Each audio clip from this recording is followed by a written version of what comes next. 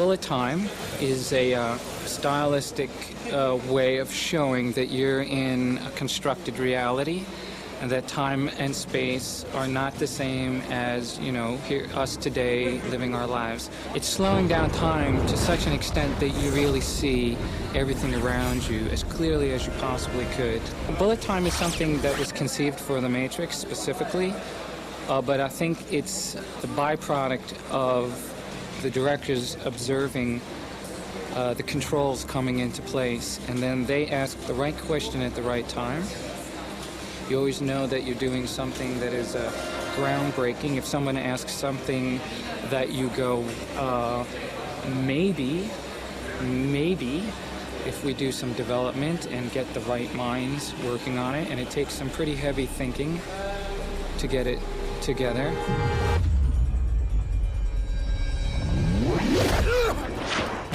Everything begins with a simulation. All the computer simulation information is the basis of a timing sequence.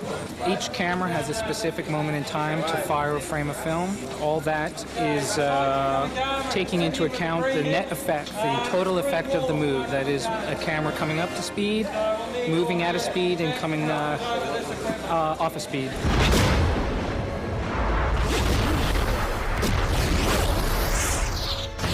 Particular rig, there are 120 cameras and 2 motion picture cameras set up.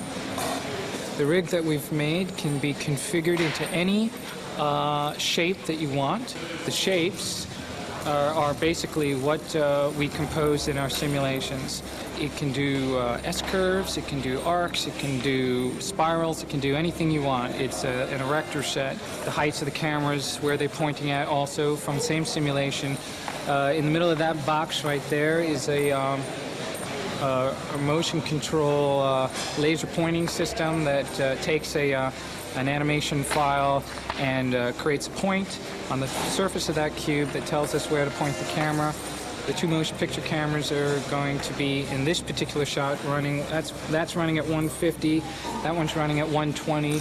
There are other bullet times where the end camera is a photosonics camera, so we'll be running that at 360. I can choose at will any elapsed real-world time to photograph. That is, if I have a guy falling over, I can choose to capture the whole event in the time that it takes to go around the circle. I could choose to capture only a very brief moment, and that is how we determine what frame rate the cameras eventually wind up.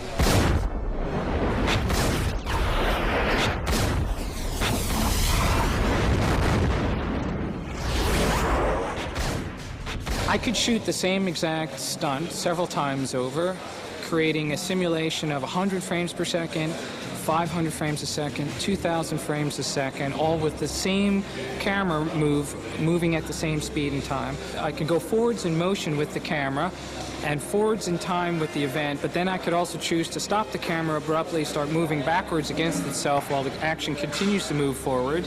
I can shoot the move coming from both sides at the same time, crisscrossing over and ending. I can shoot waves, you know, cycles of film that crisscross like waves over the middle. There is a very heavy digital heft to this capture.